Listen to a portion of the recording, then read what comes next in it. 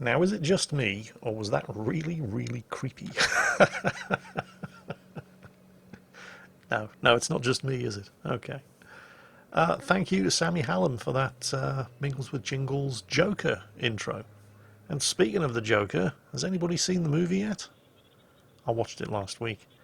I don't want to talk about it in detail because, spoilers. But wow. If you haven't seen it, I have no hesitation whatsoever in recommending it. Joaquin Phoenix's performance as the Joker, well, in fact, not just as the Joker, he's only really the Joker for the last, 20 minutes of the movie. But as the man who becomes the Joker was just amazingly good. It's right up there with Heath Ledger's performance as the Joker in The Dark Knight. Of course, every time you mention somebody playing the Joker in a movie, everybody always brings up Jack Nicholson. Oh, it'll never be as good as Jack Nicholson in Batman with Michael Keaton. Yeah, I don't know about that. I mean, Jack Nicholson can be an amazing actor, but I have two problems with Jack Nicholson's performance in Batman. First, nobody seems to have told him that the movie was called Batman, not The Joker. Hey, Jack, do you maybe want to give some of your other fellow actors a chance? Share the screen with them. But that's just what Jack Nicholson does. That's why they hire him. He just commands whatever scene he's in. And unless you're Robert De Niro or Al Pacino, you just don't stand a chance if you're in the same scene as him. So, poor old Michael Keaton thought he was the star of the movie. Turned out he wasn't. Although, yeah, you could say that was as much Michael Keaton's fault as Jack Nicholson's. But moving on to my second issue with Jack Nicholson's performance as the Joker in the Batman movie. He wasn't actually playing the Joker. He was just being Jack Nicholson.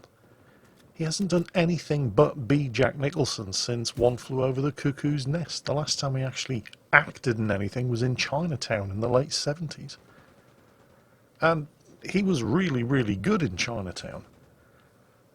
But then they gave him the script for One Flew Over the Cuckoo's Nest. He must have thought, you know what, I'm just going to phone this one in. And everybody raved about his performance. And he thought, wow, when I act, everybody says I'm great. When I don't bother acting, and I'm just Jack, everybody says I'm great. Screw it. Why try? And so he's basically just been himself in everything he's ever done since then. And it was no different in Batman. He wasn't playing the Joker, he was just being Jack Nicholson with face paint and a silly hat. So, yeah. You might have noticed some slight issues with the audio in this week's episode of Mingles with Jingles. There is an explanation for this. Well, sort of. I don't really know what's going on. I started recording this episode of Mingles with Jingles, and then when I played back some of the audio I'd recorded, it sounded as if I suddenly had the world's biggest head cold. Here, I'll, just to give you some idea of what it sounds like, this is it. I have no idea what's caused this. My video editing software was absolutely fine yesterday, and today suddenly every time I record audio it ends up sounding like this. It's as if the pitch has been slowed down by about 10%. And so in order to compensate for this, I'm having to go into an audio editor and speed up the pitch by 10% on every single audio clip I've recorded. And when I'm doing an episode of Mingles with Jingles, that's anything between 1 to 200 audio clips. So you can imagine how much fun I'm having sitting down here recording this week's episode of Mingles with Jingles for you lot. So while you're busy down there below in the comments section, anybody who has a clue why Power Director 18, which is my editing software, would suddenly start dropping the pitch of my recorded audio of my mic by 10%, and how to fix it, Any advice that you might have would be very, very graciously received. Thank you very much in advance, because I've tried Googling this issue and nobody really seems to have a clue. Oh, if it helps, every time I reboot the PC and reload my video project, the very first audio clip that I record is absolutely perfect. And then after that, well, it sounds like this. Next up, I need to give a shout out to Bobby, who is the very pregnant fiancée of Andrew McCallion. Apparently, she likes the sound of my voice so much that she started listening to my videos in order to fall asleep. Well, good luck with the pregnancy, Bobby. I'm happy to have been of service, and trust me, you wouldn't believe how many times I hear from people more or less exactly the same thing, although they're not usually pregnant. Speaking of my voice, I have been reliably informed by a little birdie at Wargaming that Captain Jingles will be arriving in World of Warships almost 100% definitely in time for the next patch. And myself and Wargaming Europe are almost certainly going to be doing something special in order to celebrate. I can't really talk more about that just yet. In fact, you'll probably hear about it from them on the World of Warships EU portal before I'm in a position to elaborate any further, so keep your eye on that. But Captain Jingles is almost certainly going to be making an appearance in World of Warships very, very soon.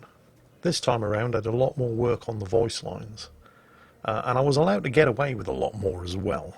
I mean, the game still has a certain age rating, so you're probably not going to hear me saying surprise butt sex, unfortunately. But you're probably delighted to hear that I will be getting ships wrong. Anytime your captain spots a cruiser, don't be too surprised if Captain Jingles says, "We've spotted an enemy battleship," you know, things like that. We couldn't be any more specific than that, so you won't hear me calling things Albers. They're quite obviously Enterprises, but I will be getting the ship classes wrong. That's pretty much all that we could really do. Wargaming didn't really... I had to kind of fight them for that one. It was something that I always wanted to put in, but they were kind of concerned that it would just confuse people. They're like, what? Enemy destroyer spotted? What? But there's just a cruiser. But I mean, seriously, anybody that's going to have me as their captain is going to want and expect this sort of thing, so... You know, they eventually relented, and that is definitely making it in. And I went to town on the rest of the voice lines as well. You have to understand that for any given thing that happens in World of Warships, there are a choice of anything between 4 to 5 different possible voice reaction lines. So I went and I recorded all of the standard stuff, but then I recorded some special Jingles stuff as well. So you might not get... you know, your Captain Jingles spouting jingleisms every single time, because it would get kind of boring and repetitive. But we'll be keeping you on your toes, because you never quite know what I'm going to say in reaction to anything that happens in the game. Actually, you know, it just occurred to me that the source of my audio issues might not be the editing software. It could be the microphone. So I'm recording this using my Logitech headset. Well, bugger me, this sounds perfect. Okay, so it's either a microphone issue, which it shouldn't be, because it's a Rode Podcaster and I haven't had it for very long. This is the second one that I've had. Or it could just be a device driver issue, I suppose, with the Podcaster. And this episode of Mingles with Jingles is turning into live tech support. I've been chatting with some of the other community contributors for World of Warships on our Discord, and I've uninstalled and reinstalled the Podcaster drivers, which is simple because it's USB. You just uninstall and then you plug it in again and reboot the PC, and it all seems to be working fine. This was a really weird issue, but fingers crossed it seems to be fixed. So anybody who was offering useful suggestions in the comments, thank you very much indeed, but hopefully it's all good now. Although if we can figure out what it was that actually went wrong, or what caused it to go wrong, I suppose that would be good too, because, yeah, I've got nothing. I have no idea. I'm just glad everything's working again. As you can imagine, for somebody who speaks into a microphone for a living, having a good working microphone is fairly important. Anyway, what's up next? Oh yes, I'm off to MCM London Comic Con this weekend. We're only going on the Friday and the Saturday. Generally speaking, we might be there on the Friday for the first day because a lot of people are working on a Friday and they can't make it. So you're able to actually get around the show floor and see all of the stuff that's on sale and, meet some guests without having to stand in a line or fight your way through the crowds. On the Saturday and the Sunday, Comic Con is standing room only. So we like to turn up early-ish on the Friday, get all of the sightseeing and the shopping done, and then on the Saturday we generally don't even bother going inside the exhibition centre. It's just too crowded and busy and hot in there. And we hang around outside with all the cosplayers, just shooting the breeze, saying hello, meeting people, taking pictures, recording video, all that good stuff. So if you are going to MCM London Comic Con this weekend, myself, Rita, and incompetent camera minion Eddie will be there both Friday and Saturday. We're not planning on being in any one particular place at any one particular time, but we'll be both inside the exhibition centre and outside on the green in front of the exhibition centre on Friday, and you'll probably just find us outside on the green in front of the exhibition centre on Saturday. And you should be looking for Dr. Henry Jones Sr. from Indiana Jones and the Last Crusade. That's the costume I'm going to be wearing this time around. Not sure if I'm going to be doing it both days, but I'll definitely be doing it on the Saturday, since the Saturday is all about the costuming and mingling with the other cosplayers. So if you do spot me, don't be shy. Come up, say hello. We'll have a chat, take a picture, sign an autograph, whatever you want to do. It's a very relaxed and informal event. And I generally have more time to actually stop and talk to people at something like Comic-Con than I do at an organised meet and greet at something like Tankfest. Of course, the problem that we have this time with going to Comic-Con is that we have a kitten who has to be fed 3 times a day. Now, we're only away for one night, so I can ask the next door neighbour to come in and just top up the food bowls. But one unanticipated consequence of, trust me, I'm not saying, I don't regret getting little Akazuki. She's absolutely fantastic. I love her to bits. There isn't a day goes by when I don't look at her and just fall in love with that little cat all over again. But she's putting a real crimp in my social life. Because Rita and I can't go anywhere. Well, we can. You see, it turns out that there are several catteries in our local area. Some of them actually quite posh. One of them is basically a cat hotel. I checked it out. Each cat has its own room, complete with a bed and toys and all kinds of good stuff. They get pampered, basically, and very, very well looked after. They have to be in date for their vaccinations, obviously. They have to be in date for their flea treatment, obviously. But none of them will accept a cat that hasn't been neutered. Now, that's not a problem, because Akazuki has been neutered. Juzi has also been neutered. So both of my cats, we can put them into a cattery and go away, take a weekend, a couple of days, a week, whatever, and have the cats looked after. Boo is also no problem. I mean, we can't do it this time around, but normally Boo just gets left with Eddie. And he loves being left at Eddie's. He thinks Eddie's fantastic. Eddie is fantastic. On this occasion, again, not an issue. We can leave Boo with Eddie's mother. He loves spending time at Eddie's mum's house. She has a dog that Boo gets along with famously. So that's just great. The problem is Rita's cat, Crystalline. She hasn't been neutered. And she's 9 years old. And you don't really want to be putting 9-year-old cats in for surgery unless you absolutely definitely have to. But she was never done when she was a kitten. So we can't put her into a cattery. Now, when we're disappearing just for, one night, because she doesn't eat a lot, she's a tiny little thing, and she's very, very particular with her food. So we could just get the next door neighbour or Eddie to come around and just top up her food bowl once a day, and she'll be absolutely fine. But if Rita and I ever decide we want to go anywhere for a weekend or longer, things are going to start getting complicated. I mean, I did the Netherlands road trip with my friend Roy, and that was fine because Rita stayed at home, so she could look after the cats. But if I want to go anywhere with Rita, Akazuki has to go into a cattery, at least until she's 2.5 to 3 years old, because she needs to be fed 3 times a day. She's a Maine Coon. They're still grown until they're 2.5, 3 years old. So, that has to happen. Crystalline can't be put into a cattery, but is kind of okay at home, providing somebody turns up and feeds her. We could put Juicy into a cattery, but that would leave Crystalline alone at home, and being away from me and Rita is going to be stressful enough.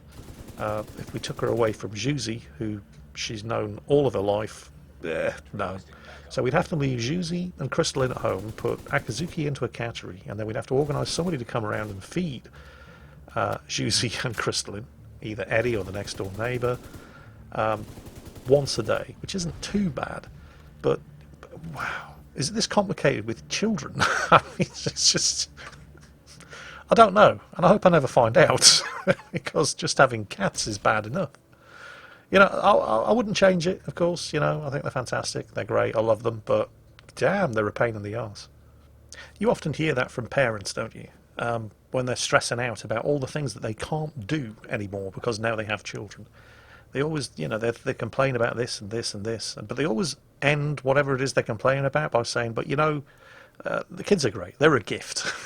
That's the phrase they always use, isn't it? They're a gift. Right, yes. And they're right, because, well, you see, the thing about gifts are things that you don't ask for, right? You don't get to choose them beforehand, and it's considered extremely rude to try to send them back, right? So, yeah, you're right. Your kids are a gift. Rather your gift than mine. Anyway, you might recall that in past episodes of Mingles with Jingles, I was talking about, new games that are coming out and how I'm really looking forward to actually playing something new for a change. Unfortunately, and I didn't realise it at the time, Borderlands 3 is an Epic Store exclusive, so no. Not until I can, buy it anywhere other than in the Epic Store. I had really high hopes for Ghost Recon Breakpoint. Now, I haven't played it, right? I need to get that out of the way right now. So I'm not actually speaking from personal experience here. Now, you need to bear that in mind when you hear what I'm about to say. And while I haven't played it, I have watched many YouTube videos of people playing it, many YouTube videos of people reviewing it, and I've watched many live streams of people playing it. And how can I put this? Well, on the one hand, I'm kind of disappointed that the game's as bad as it quite clearly is, but on the other hand, I really dodged a bullet there. But I am disappointed, because I really enjoyed Ghost Recon Wildlands. I know the game had certain issues. It wasn't perfect. I know there were a lot of people who were kind of pissed off that it had gone away from the whole Tom Clancy side of it and introduced the, well, almost like a role-playing game, levelling up system, and shoehorned the whole open world thing in, like in the Far Cry games and the Assassin's Creed games. But that's basically what Ubisoft do these days. They've got that formula, that open world gameplay loop that they love just shoehorning into every single franchise that they have. For a long time now, what Ubisoft have been doing is basically taking what they see as the successful elements of every franchise that they have and adding them to other franchises. So, for example, you've got the whole open world thing of the Far Cry series. Oh, that works really well. Let's try tossing that into everything else. And they have, like everything else. All of Ubisoft's titles are open world games now. And I don't know which Ubisoft title it was that they first decided they were going to start turning it into a bit of a role-playing game with character levels and progression. And that started creeping into other titles. It was in Ghost Recon Wildlands. It was in Assassin's Creed Odyssey, and that seemed to upset a lot of people as well. Although it didn't piss me off as much, because that was the first Assassin's Creed game that I played, and I really enjoyed Assassin's Creed Odyssey. And then there were other things from other games, like The Division, for example, which is technically a massively multiplayer online, well, I hesitate to call it role-playing game, but it's got all of the trappings of a role-playing game. You level up, you earn experience, you pick skills, and so on and so on. So, yeah, massively multiplayer online role-playing game. Except it isn't actually that massively multiplayer, because as soon as you leave your base of operations, the world is instanced. It's just you, unless you invite other people into your group. bit like, I think that's the way the original Guild Wars worked. But anyway, I digress. The only really massively multiplayer part of the Division is any time you're in a safe house. Unless you invite other players into your group, or you join another group via the matchmaking system. That's the only time you ever see other players. When you're in one of the safe houses scattered throughout the various different districts in New York in the original Division, or Washington DC in the Division 2. And so Ubisoft have taken all of these various different systems from all the other franchises and they've just jammed them all into Ghost Recon Breakpoint, without really thinking about whether or not they fit together very well or at all. So you end up with a game where the enemies that you're fighting are a sort of weird mixture of the Division's bullet sponge bosses that you have to empty multiple magazines into in order to kill, while at the same time having other enemies that are just like Ghost Recon Wildlands, you know, half a dozen shots to the chest, get through their body armor, kill them, or one shot into the head and they're dead. You've got a game progression, leveling up your character, that is really, really grindy, way more so than the accusations that were levelled at Assassin's Creed Odyssey, which was kind of grindy. I mean, I didn't think it was that bad. But there is no doubt whatsoever in my mind that the grind that was in Assassin's Creed Odyssey was quite deliberate in order for Ubisoft to be able to sell you experience boosters in the premium shop. And then you've got this really weird system that makes absolutely no logical sense from the story point of view whatsoever. The social hubs in the Division, the safe houses, for example, in the various different areas, they are the only places where you can see other players. And you're aware that you're not the only Division agent in New York in the original Division, or the only Division agent in Washington DC in the Division 2. So you're not exactly surprised to see other players in the various different safe houses. From a story point of view, it's not completely illogical. But in Ghost Recon Breakpoint, you're supposed to be the last surviving agent. The whole point of the story is that you're the last man standing. Your back is well and truly up against the wall. It's you against everybody. And yet every time you walk into a social hub, there's 50 other players all showing off their fancy new emotes and skins that they've bought in the Ubisoft store. What the hell's the point of that? None of it makes sense until you accept the idea that the whole point of Ghost Recon Breakpoint, the whole reason the game exists, is to sell you microtransactions.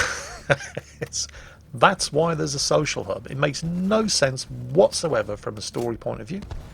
But if you didn't see all of the fancy new emotes and weapon skins and outfits that everybody else is wearing, you wouldn't feel any kind of pressure to go and spend some money on them for yourself, would you? The rifle that you just looted might be absolutely fine when it comes to dealing with enemies the same level as you. Just aim, shoot them in the head, and they go down with one shot. And if your aim's not that good or the rifle's not that accurate, just pump half a dozen rounds into their chest and they're going to go down. But then there's no incentive for you to spend money in the Ubisoft store buying a better weapon. Why would you ever need to go into the Ubisoft store and buy material upgrade packs to upgrade your weapon? It's working just fine. And if it starts to feel like you could maybe use an upgrade, you're going to loot another one any second now. Until you run into a drone. And suddenly you're facing, well, one of the Division's bullet sponge bosses. And suddenly the stats of your weapon actually matter. You can't take out a drone with a headshot. You actually need a good weapon, which, for a small fee, Ubisoft are very happy to sell you in the Ubisoft store. The entire game has just been set up to sell microtransactions.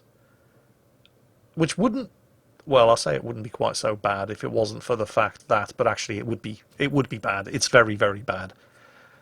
But the AI is so bad. I've been spending a lot of time recently playing the Atlantis DLC for Assassin's Creed Odyssey. I mean, the first DLC that they pushed out for Assassin's Creed Odyssey, I kind of didn't really like very much, but I absolutely love the Atlantis, Elysium, and Hades DLC. I've been really kicking the arse out of it, this weekend in particular. I have to admit, though, the AI is severely lacking in parts. When you actually get into a fight with the bad guys, it's pretty good. They seem to react quite well and try to counteract and adapt to your moves. But when you're in stealth, the AI doesn't really seem to know how to handle it. The amount of times I've been sitting in a bush somewhere and I just whistle to attract the attention of a guard, to bring him over, to get him close enough so I can stab him. And I just leave the body lying there. And then another guard comes wandering over and they see the body and they go, oh, there's a dead body over there, I should go and investigate. And they wander close enough for me to stab them as well. And this pile of bodies just keeps getting bigger and bigger and bigger. And none of them seem to figure out, maybe we shouldn't go next to that big pile of bodies. So, under those circumstances, it's pretty dumb. But based on what I've seen from the live streams and the YouTube videos, the AI in Ghost Recon Breakpoint makes these guys look like geniuses. I've seen people shoot a bad guy and then duck behind a crate to reload. And then 2 or 3 other bad guys come running over to inspect the body right in front of the guy who's like, oh shit. He's caught mid-reload with 3 bad guys. And rather than shoot him, they all just stand there staring at the body. Yeah, take your time, reload your weapon. it's comically bad in places. I'm watching guards walking past the bodies of their fallen comrades, and you're hearing them say, oh, there's a body, we should investigate. And then they don't. They just keep walking their regular patrol pattern. They never even go into alert mode. Oh, it's unfinished, it's buggy, it's broken, it's grindy beyond belief. So they can sell you experience boosters. As long as you can aim, you'll get by perfectly well just using the weapons that you loot from the bodies of your fallen enemies, right up until the point where you first run into a drone, which is basically a Division bullet sponge boss, where you'll be pumping thousands of bullets ineffectually into the drone until you finally realise that the only way you're going to get past this particular choke point is to go to the premium store and either buy a better weapon or spend some money on some crafting materials to upgrade the ones that you've looted. But you don't have to. You can just go away and level up and loot an even better weapon, maybe, you know. But of course, that's going to take time, in which case you might wish to buy one of these experience boosters. Can you see where this is going? Yeah. I really dodged a bullet on that one. Which is, again, you know, kind of disappointing, because I really did enjoy Ghost Recon Wildlands. I mean, it had some of the same issues, but nowhere near to the same degree as Ghost Recon Breakpoint. So where does that leave us? Well, I'm not playing Borderlands 3 until, you know, it's no longer an Epic Store exclusive. Ghost Recon Breakpoint can just kiss my ass. New Call of Duty game's due out this weekend. I really hope it doesn't. Well, you know, I don't really care if it sucks. I don't care if the multiplayer is shit. I don't care if the multiplayer is set up to sell you microtransactions and, you know, as bad as Star Wars Battlefront 2. Because I'm not going to be playing it in multiplayer. I just am happy that they've put a single-player campaign in. Very happy and very surprised that they've put a single-player campaign in, because, don't forget, these are the companies that have been trying to tell us that we don't want to play single-player campaigns with strong story elements and characters that we actually care about, despite the evidence of their own sales figures, which pretty clearly demonstrate that the best-selling games ever on any platform, not just PC, but console as well, the best-selling games have all been games with strong stories, single-player campaigns, and characters that we actually care about. Not necessarily the most profitable games. Which of course explains exactly why they keep trying to turn games like Ghost Recon into a live service, and we end up with shit like Ghost Recon Breakpoint. So I've been playing the new DLC in Assassin's Creed Odyssey, which is, how can I put this? It's enjoyable, but parts of it, I'm going to be doing a video series on it. Yeah, there's going to be more Assassin's Creed Odyssey. Certain parts of it are a little on the weak side, particularly some of the characters, but it's been fun. And I'm actually looking forward to the release of a new Call of Duty game. I never thought the day would come when I'd hear myself saying that, but it's absolutely true. for no better reason than the fact that they've actually put a story campaign in it. I mean, I'm pretty sure that the multiplayer is going to be basically enjoyable, but riddled with incentives to spend money on microtransactions. But yeah, don't care, because I'm probably not going to bother playing it multiplayer. But one thing that I am very much looking forward to, which I'm kind of surprised to see, is the release of Red Dead Redemption 2 on PC. I mean, I say I'm surprised, and I probably shouldn't be, given how much money Red Dead Redemption 2 made on console. But they never ported the original Red Dead Redemption to PC. But they are doing Red Dead Redemption 2. It's coming out next month. And I'm almost certainly going to be playing the whole thing through again. In my own time, of course. I mean, I've already completed the game. And don't worry, I'm not going to be doing another video series on Red Dead Redemption 2. I've already shown you the story. The story isn't going to change just because they're porting it to PC. But the fact that all of you guys who were saying in the comments, why is this a console exclusive? Well, it isn't anymore.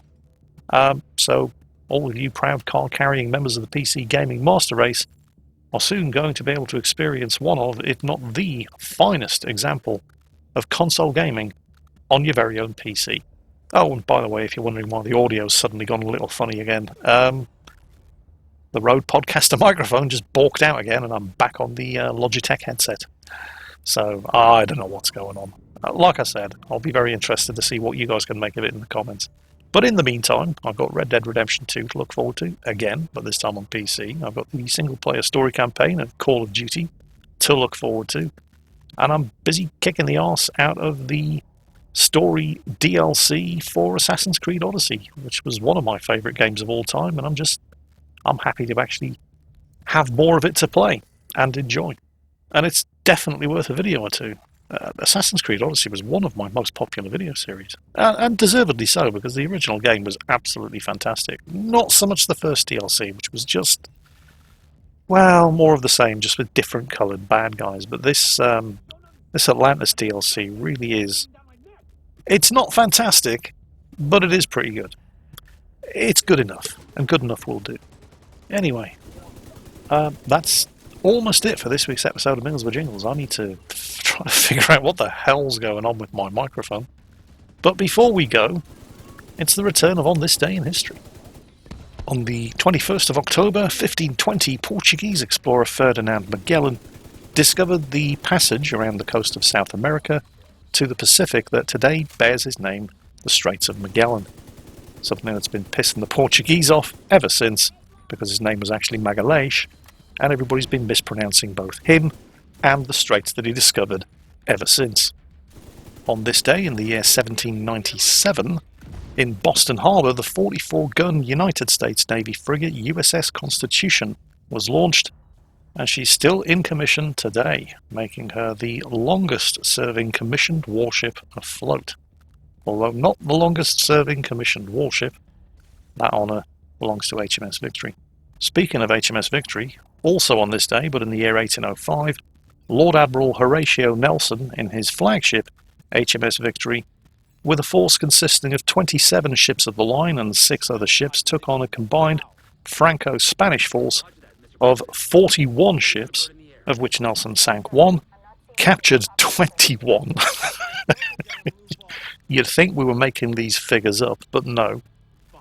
Inflicted a combined total of dead, wounded and captured casualties on France and Spain, numbering 15,000 men, all for the price of 458 British dead, 1,208 British wounded, and no British ships sunk or captured. This, of course, just a couple of years after the Battle of the Nile, where, once again, Nelson, in the Victory, this time in a fair fight against the French, he wasn't outnumbered 2-1 this time, with 13 ships of the line, 1 fourth rate and 1 sloop of war on the British side, 13 ships of the line and 4 frigates on the French side, and Nelson inflicted anything up to 5,000 dead and wounded French casualties, anything up to 3,900 French captured, destroyed 2 of their ships of the line, 2 of their frigates, and captured 9 ships of their line for the cost of 218 British killed and 677 wounded. Some say that by the time the Battle of Trafalgar rolled around, and when Nelson did worse to them, Despite being outnumbered 2-1, at that point the French and Spanish were ready to just shoot him for being a show-off. Also, on this day in the year 1910, HMS Niobe, a protected cruiser of the British Diadem class, arrived in Halifax in Canada and became the first ship of the Royal Canadian Navy. Unfortunately, Niobe's career in the Royal Canadian Navy would only last 7 years. In the year 1917, she was once again in Halifax Harbour, on the day when the Norwegian ship, the SS Emo, had the great misfortune to collide with the French ship, the SS Mont Blanc, because the Mont Blanc was carrying several thousand tons of explosives and objected violently to being collided with. The resulting explosion was the equivalent of an almost 3-kiloton nuclear device, killed 2,000 people, injured many thousands more, flattened everything for half a mile, and put an end to the Niobe's naval career. And on that quite literal bombshell, well, that's it for this week's episode of Mingles with Jingles. I hope you've enjoyed it. I hope I can figure out what the hell's going on with my microphone. And as always, take care, and I'll catch you next time.